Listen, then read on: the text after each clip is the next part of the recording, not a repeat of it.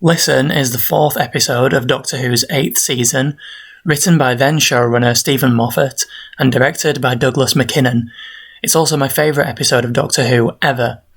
I'd like to talk about the reasons why I love this episode, but I also want to break the episode down and analyse some of the smaller details, and perhaps even speculate a little. Writer Stephen Moffat is known for making Doctor Who scary, having invented monsters like the Empty Child, the Weeping Angels, the Vashta Nerada and the Silence, and having written some of the most highly acclaimed episodes in the show's history, including The Empty Child, Blink, and Heaven Sent.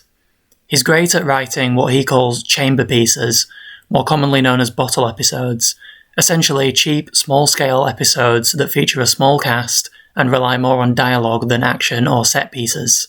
He'd received a lot of criticism, though, for relying as showrunner on overly complex storylines and twists, and for sometimes poor character writing.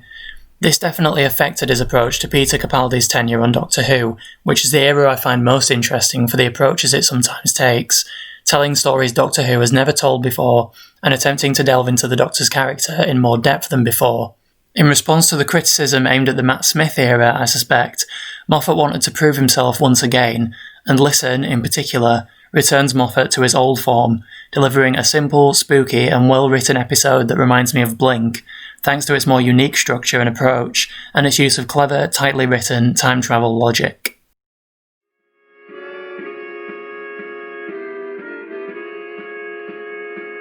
So let's talk about the Doctor. Capaldi is excellent in the role and always has been, but he's been given some awful material to work with over the years, and Listen was the first episode to make him feel like an actual character. Season 8 was his weakest because it was mostly devoted to making him grumpy and standoffish, and I believe seasons 9 and 10 took more cues from episodes like Listen, which made the Doctor more enjoyable to be around and gave him more quirks and emotional depth. Interestingly, Listen makes the Doctor both paranoid and irrational, as well as level-headed and logical at different points.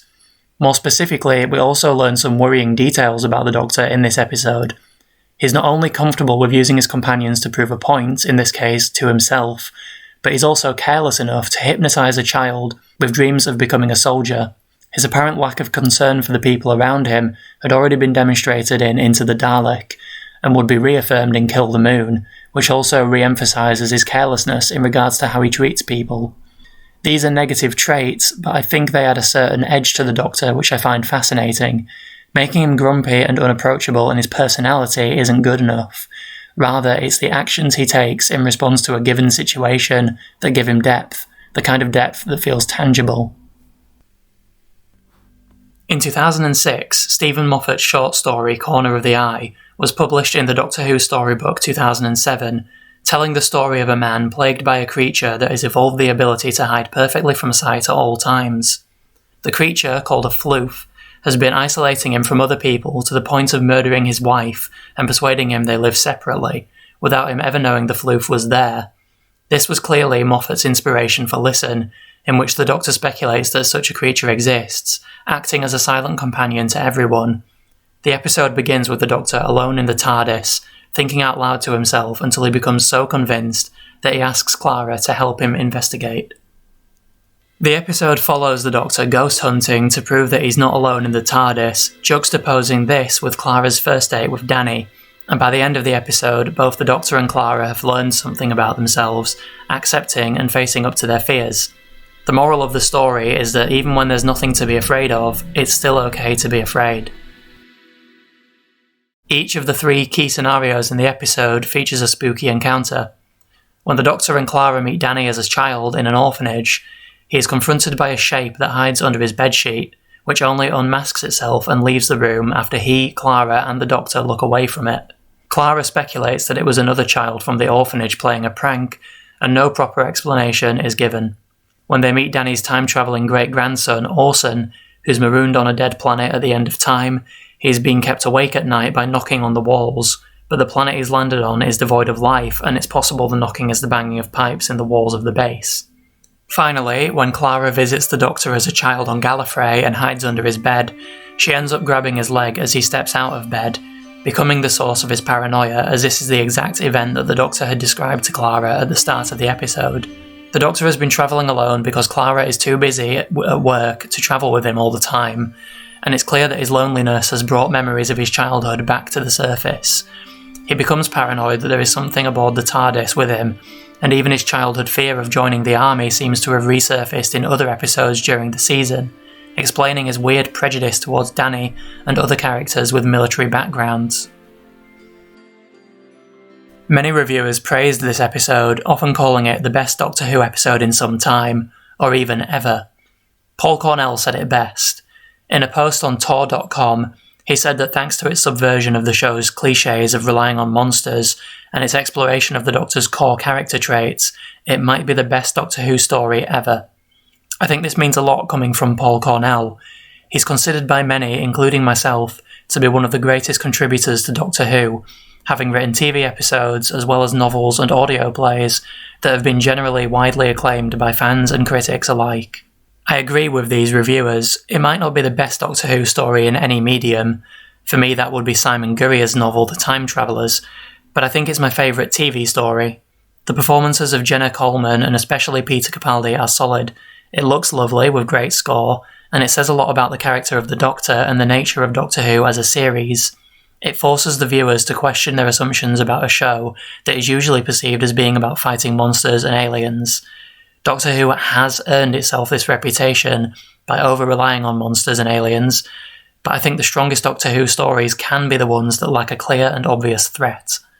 The episode was especially satisfying for me, having read the short story Corner of the Eye, because I expected the monster from that story to be involved, and it wasn't.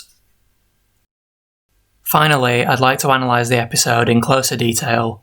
I'll start by talking about what's actually in the episode, focusing on one scene in particular, but I'd like to follow by doing some guesswork and speculation from the perspective of a Doctor Who fan. As mentioned previously, the Doctor has been travelling alone for some time, and has become paranoid that everyone has a silent and perfectly hidden life companion that can never be seen. It's essentially a ghost hunting episode, with emphasis on the little details in life that a superstitious or particularly paranoid person might attribute to something more, a ghost, for example, or in the Doctor's case, an alien. In the end, we can basically assume that there never was a silent presence of any kind, and so most of the tension comes from the Doctor's paranoia, attributed in the end to a childhood trauma.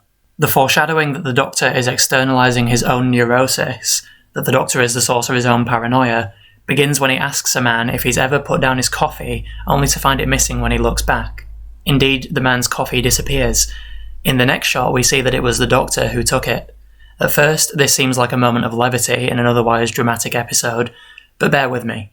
Next, the Doctor enters a room with Clara and Danny inside, and sits in a chair behind them, completely unseen by them and by us, the audience, until he turns on a lamp and catches our attention.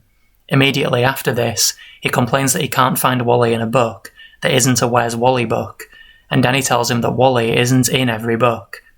This sequence of events tells the viewers, whether they realise it or not, that the Doctor is the source of everything. After implying that an unseen presence could be moving your things when you're not looking, he steals a mug of coffee off someone. He enters a room completely unnoticed, perfectly hidden from sight like the creature he suspects is living on the TARDIS with him. And finally, he confirms to us that he's looking for something that isn't actually there, and expects to see it wherever he turns. Not every book has Wally in it, and not every Doctor Who episode has monsters in it. Again, these moments are so quick and presented with such levity that they could be shrugged off, but I think they're actually examples of brilliant foreshadowing. Now it's time to speculate, and I'm not talking about whether there was actually an invisible presence or anything like that. I'm actually talking about the final scenes of the episode, where we meet the Doctor as a child on Gallifrey hiding in a barn to cry by himself. Two adults enter the barn, a man and a woman, and we hear the man say, "There'll be no crying in the army." The woman tells the child, "You're very welcome in the house with the other boys."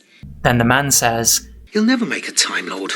As a child, the Doctor appears to have two choices in life: join the army or enter the academy and become a Time Lord, and he doesn't want to do either of those things. In Mark Platt's very controversial novel Lungbarrow, we learn, among many other things, that Time Lords are born into houses with a large number of so-called cousins. The Doctor was born into House Lungbarrow with 44 others, And when I say born, I mean woven into existence by a genetic loom, because in this continuity, the Time Lords are sterile and require the looms in order to reproduce. Each house has a Kithriarch, a father figure that tends to and educates the children, and a housekeeper, a mother figure who maintains the house itself, being literally married to and thus one with the house that created her. The Doctor is said to have been bullied by his house cousins because he was the only one with a belly button, for reasons too complicated to go into here. My point is this: in Listen, we might be seeing the closest thing to an on-screen representation of House Lungbarrow. Are the man and woman that check on the Doctor his Kithriarch, Quencies, and housekeeper Sathralope? And is the house they're referring to the Great House? Is the Doctor hiding from the other children because he feels othered by them, because they bully him for his belly button? And does Quencies sound so disappointed in the Doctor because he's bound to ruin Lungbarrow's reputation? The fact that I can marry an esoteric novel like Lungbarrow into the TV continuity like this is basically the icing on the cake for me, and the final reason why Listen is my favourite Doctor Who episode.